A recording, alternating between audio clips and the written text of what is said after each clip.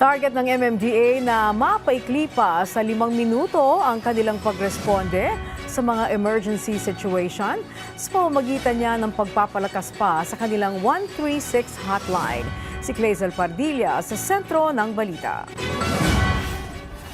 Sugatan at halos hindi makalakad ang motoristang si Melvic nang salubungin ng isang humaharurot na motorsiklo habang binabaybay ang EDSA galing sa kanyang trabaho sa may East Avenue. May biglang lumabas sa kanto na walang preno-preno.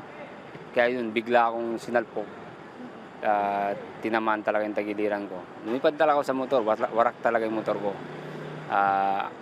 Akala ko nga may darating agad na responde.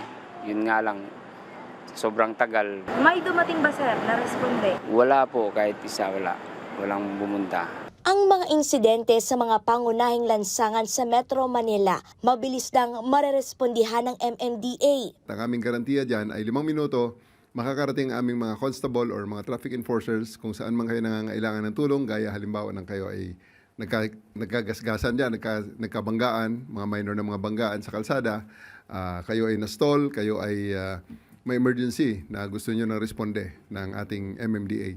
And within 5 minutes, makakarating ang ating mga traffic enforcers. Ayon sa MMDA, bunga ito ng isinagawang reactivation at mga pagbabagong ipinatutupad sa ahensya na layong gawing mas epektibo ang MMDA Metro Base 136 hotline. Habang tumatakbo ang aming mga traffic enforcers, kung yan ay isang minor na banggaan, nagre-review na kaagad ang aming mga CCTV sa CCTV operators sa may Metro Base 13, sa Metro Base namin diyan sa Julia Vargas, at pagkatapos kinukuha na yung clip ng inyong banggaan. Pagdating ng enforcer, kukunin ng contact o social media account ng motoristang sangkot sa aksidente para ipadala sa kanya ang mga larawan o video na kuha mula sa mga CCTV ng MMDA. Para makatabi na within 10 minutes, gusto natin clear na kaagad ang kalsada, at kung ano man ang usapin ninyo sa banggaan na yan, kung sino magbabayad ng insurance, kung sino ang mananagot sa mga gastusin,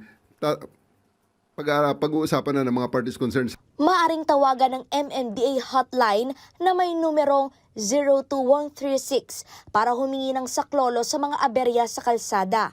Human operator ang sasagot sa tawag na may sapat naman anyang bilang para agad makaresponde. Aprobyan para kay Anthony na minsan ang nasangkot sa aksidente sa EDSA. Pero para sa kanya, hindi lamang mga traffic enforcer ang dapat mabilis umaksyon, maging ang mga emergency medical services. Matagal ako naghihintay na rescue, wala naman.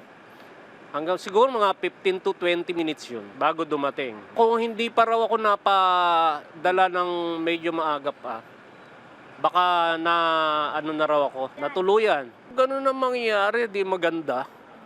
Mas sasagip pa yung buhay kung talagang critical na. Clazel Pardilla para sa Pambansang TV sa Bagong Pilipinas.